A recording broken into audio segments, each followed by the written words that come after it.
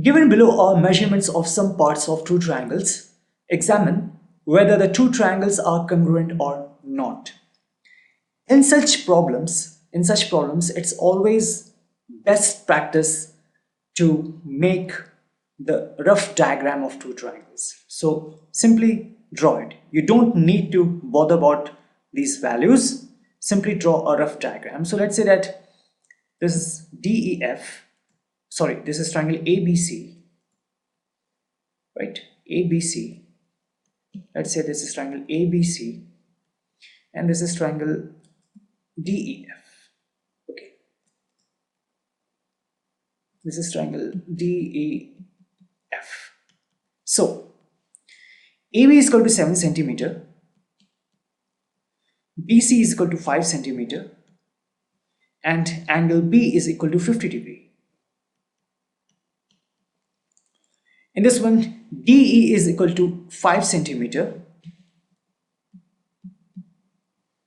EF is equal to 7 centimeter, and angle E is equal to 50 degree. Okay. Now, you can see from these two figures, side AB is equal to side DE, and then this angle B is equal to angle E, and this side BC is equal to this side EF. So side, angle,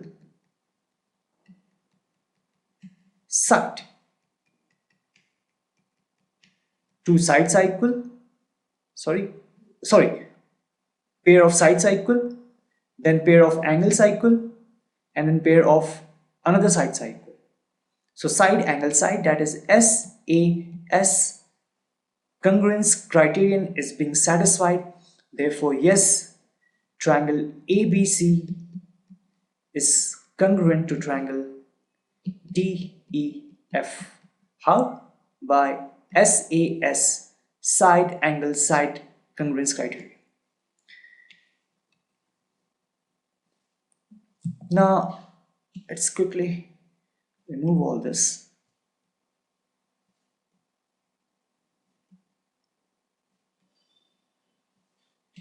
Now you have AB is equal to 4.5 centimeter, AC is equal to 4 centimeter, and angle A is equal to 60 degree. DE is equal to 4 centimeter, FD is equal to 4.5 centimeter, and angle D is equal to 55 degree. Now side AC is equal to side DE, right?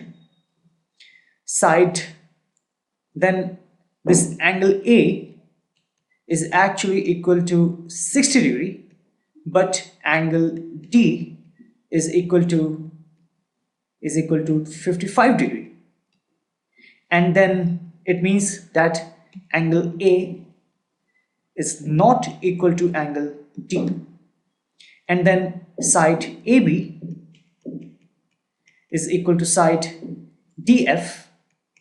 Why? Because these two sides are not DF, AC and DE. Yes, DF is actually 4.5 centimeter. So you can see here we have two pairs of sides equal, that is, this is being satisfied, right? We don't know about this side, we don't know about this side and this side, that what is the length. We don't know about this angle and this angle. We don't know about this angle and this angle, right?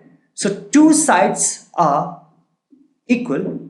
This is equal to this one. This is equal to this one. That is, we have two pairs of sides equal, but the including angle between these two sides and these two sides is not equal. Therefore, since we don't have any other information about the values of these two angles and this side, these two angles and this side, so in this case SAS is not being satisfied, right? SAS is not being satisfied, that is side angle side congruence criterion is not satisfied, and we don't know about other information. That's why we cannot say that these two triangles are congruent or not. We cannot say whether these two triangles are congruent. Why? Because yes, the two pairs of sides are equal, but the including angle should also be equal in order to side angle side congruence criterion to be satisfied. Therefore, we can't say. Now, AB is equal to AC and AD is the bisector of angle BAC. Okay, so AB is equal to AC and AD is the bisector of angle BAC. Now, state three pairs of equal parts in triangles ADB and ADC. So we have to tell the three pairs of equal parts. Now, clearly, from this triangle, this is triangle 1 and this is triangle 2. AD is the bisector, right? AD is the bisector. It means that this angle, this, let's name it 1 and let's name it angle 2. Angle 1 will be equal to angle 2. This is the first pair, right? This pair is equal. Then you have side AB and side AC equal. Why? Because it has been given here. So AB is equal to AC. It has been given to us. Since AD is an angle bisector, therefore angle 1 is equal to angle 2. Now, from triangle 1 and triangle 2, you can clearly see that AD is the common side. Is the common side. That is, you can imagine this figure as something like this one. Okay. If we separate these two triangles, then you have ADB and ADC. Clearly, these two sides are common. That has been represented here. So AD is equal to AD is common side. Right? Common side. Therefore, you will say that this is being common side. You can write it like this. So what are the three pairs of equal parts in triangles? This is the first pair. AB is equal to AC. This is the second pair. Angle 1 is equal to angle 2.